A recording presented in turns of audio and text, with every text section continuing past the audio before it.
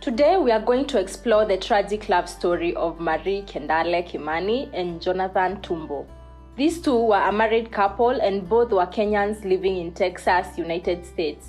In the beginning, their relationship, like most are, was filled with love and laughter.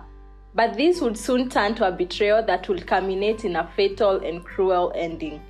This here is a tale of passion, betrayal, and ultimately, murder. Welcome back to the Crime Gist. Here, we dive deep into the most intriguing true crime stories happening around Kenya and to Kenyans around the world. My name is Damisa. Jonathan Kimani Tumbo was born in 1978 and Marie Kendale in 1983. Both were born and raised in Kenya. Not much is known of their childhood, but their story would begin in high school.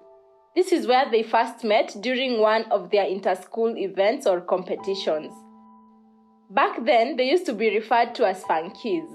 I don't know if that's still the name today. It was a cool thing then among the teenagers to have a boyfriend from the neighboring boys' schools and vice versa. Marie and Jonathan were a real definition of high school sweethearts. But as soon as they finished high school and joined different universities, they inevitably grew apart and their relationship came to an end. The two went their separate ways and eventually began dating other people. Marie met someone else after high school, fell pregnant, and gave birth to a son she named Jeremy Mushemi. Soon, that relationship too came to an end, leaving Marie as a single mother. This time, Marie Kendale vowed to remain single and to only think about raising her baby boy. She started looking for opportunities that would afford her greener pastures so she could take care of Jeremy. Marie would soon move to the US, leaving her son Jeremy in Kenya with her relatives. Jonathan Kimani Tumbo, her high school boyfriend, also had his life going on for him all this time. After high school, he had gone ahead to attend university and had lost contact with Marie. Later, just like Marie, he got an opportunity to move away from Kenya when he got a job in Dubai. After a few years of living and working in Dubai, he would become a resident there. In the year 2008, Marie and Jonathan would cross paths when they reconnected and began chatting on Facebook. After chatting for a while, it was undeniable that there was still something there. They found themselves dating again, and this time it ended at the altar when they married in Dubai in April of 2009. After their marriage, Marie continued living in the US while Tumbo remained in Dubai for 2 more years. In the year 2011, he moved to the US to live with Marie permanently. Their marriage was strong and stable, but it was not without its challenges. While still living in Dubai between 2009 and 2011, after marrying Marie, Jonathan had done something that would be a big part of the problems that would later follow them. He had fathered a son with another woman. He had done even worse and decided to keep this a secret from Marie. He secretly maintained contact with that child and the child's mother even after leaving for the US to live with Marie. His son remained a guarded secret. But you know what? Jonathan was well aware that Marie had a son, Jeremy, in Kenya. In fact, Jeremy Mushemi would later move to the US to live with his mother, Marie, and his stepfather, Jonathan, when he was 10 years old. At the time that Jeremy moved in with them, the couple's relationship was still strong. The two had normal disagreements, but it was never anything physical. Marie was the one who set the ground rules in the house, but Jeremy Mushemi would later say that he felt more bonded with Jonathan than his mother, Marie. As time went by, the marriage got rocky and their fights got worse. Marie and Jonathan started throwing things at each other whenever they argued. Marie developed crazy anger outbursts and would threaten both Tumbo and Jeremy whenever she got mad. At some point, Jeremy even called the suicide hotline due to verbal abuse from his mother. He would later be removed from the home and placed in foster care.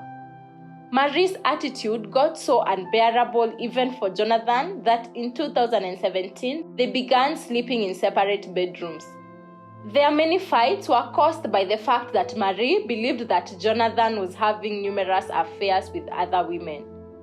She had also recently found out about the child he had fathered in Dubai and kept from her. She had found proof that he was in contact with the child and sending upkeep money for him behind her back. In June of 2018, Marie decided that she had had enough. She went ahead and filed for divorce from Jonathan, and without any protest, Jonathan agreed to sign the papers. Their divorce was finalized 2 months later in August of 2018. Around the time the divorce became final, Jonathan began dating another woman, a bartender by the name of Alinda Davis. He even began spending most nights at Alinda's house. This annoying Marie even more. Like, why ask for a divorce but still get hurt when he tries to move on? That was Marie Kendale for you. On 13th of September 2018, as was a new habit of his, Jonathan visited his new girlfriend Alinda at the restaurant where she was working as a bartender. A few minutes later, as if she had been following him, Marie Kendale, his now ex-wife, showed up at the restaurant. The two ladies met face to face for the very first time. Alinda, this being her workplace, tried to be nice to Marie and served her a glass of water, but Marie was not in a friendly mood. She warned Alinda to stay away from Jonathan, saying that she and Jonathan were still married. This, of course, was a lie since the divorce had just been finalized 3 weeks before this encounter. Jonathan, looking very uncomfortable, pulled Marie to the side where they spoke briefly before Marie stormed out of the restaurant. Nobody heard what was said between them, but it sure didn't look like Marie was happy about it. That evening, Jonathan stayed the night at Alinda's house. But while there, he received several text messages from Marie asking him to come pick up his belongings from her house and be gone. So the following day, Wednesday, 14 September 2018, Jonathan told Alinda that he was going to get his belongings and his dog from Marie's house and would return soon. Her house was located in Forest Lawn in the Shell Creek neighborhood near Rome, Texas. Throughout that day, Alinda texted Jonathan, but he responded only sporadically. At around 5:30 p.m., Alinda called Jonathan on his cell phone, but surprisingly, it was answered by Marie, who angrily asked Alinda what she wanted. In the background, Alinda could hear Jonathan telling her not to say anything to Marie. Alinda was not allowed to speak directly to Jonathan. That phone call was brief, and after it ended, Alinda once again tried to call Jonathan's cell phone numerous times, but no one answered. 2 hours later, at 7:15 p.m. that same evening, a call came in to 911, and it was Marie on the other end of the call. She called to report that Jonathan had been shot at her house in Rome, Texas. In her own words, she told the 911 dispatcher, "We were fighting and I effed up." Police and paramedics arrived at Marie's house at 7:30 p.m. and found Jonathan lying on his back on the floor of a closet with a firearm near his body. He had been shot once with a 9mm handgun belonging to Marie Kendale. The bullet pierced Jonathan's heart and lung and exited through his back. Paramedics pronounced him dead as soon as they arrived. Marie Kendale gave a statement to police at her home that evening. She told investigators that she had unintentionally shot Jonathan Tumbo, that this was all an accident. She was then swiftly arrested and charged with murder. The murder trial took place in August of 2019. Investigations had found that Marie's account of the incident was not consistent with evidence gathered. Marie's attorneys argued that it was Jonathan who had first pulled the gun on Marie. She had grabbed it away from him, accidentally shooting him in the chest. Investigators testified that, based on physical evidence, the shooting didn't happen the way that Marie described it. Jonathan Tumbo was already lying on the ground on his back when he was shot at very close range. Marie had also stated that she had shot him unintentionally, but a firearms analyst testified that her handgun had a very heavy trigger pull, which made the weapon less susceptible to an intentional or accidental discharge. Evidence also showed that Marie had cleaned up the crime scene before calling 911. The prosecutor argued that Marie would time and again threaten Jonathan when she believed that he was having an affair with other women. They further argued that Marie Kendale, at least one time during their marriage, had stood over her sleeping husband with a gun pointed at him and said, "You look so peaceful. I could just pull the trigger and end it all right now." Wow, imagine that. That sounds like a line straight from a horror movie. Marie Kendale did not object to this statement when it came out during trial. It was proved that she had the habit of making death threats, even threatening to kill Jeremy, her own son, numerous times. Jeremy himself took the stand and testified against his mother. Her defense attorneys didn't have much of an argument. Their claim that this had been unintentional was all debunked by the firearm expert and other evidence. All they could say was that the crime scene was not handled properly, which was not a strong argument against all the evidence pointing at Marie having intentionally killed Jonathan. It was very clear that this horrible outcome had been fueled by relationship problems like infidelity and deception. Marie knew that Jonathan had cheated on her in Dubai and suspected him of seeing other women even in the US. To make matters worse, Jonathan was now moving on with a new woman. He was even spending nights with her and planning on moving in with her. When she saw them together that day at the restaurant, anger took over.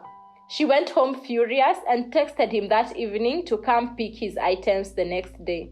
Prosecutors argued that on the day of the murder, when Jonathan went into Marie's apartment, she convinced him to make love to her one last time in the closet where they had done it when they first moved into the home.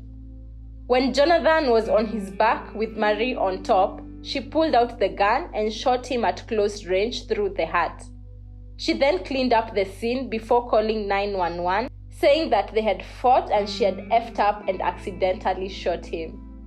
After nearly 7 days of testimony, a Wise County jury found Marie Kendale guilty of murdering her ex-husband, Jonathan Kimani Tumbo.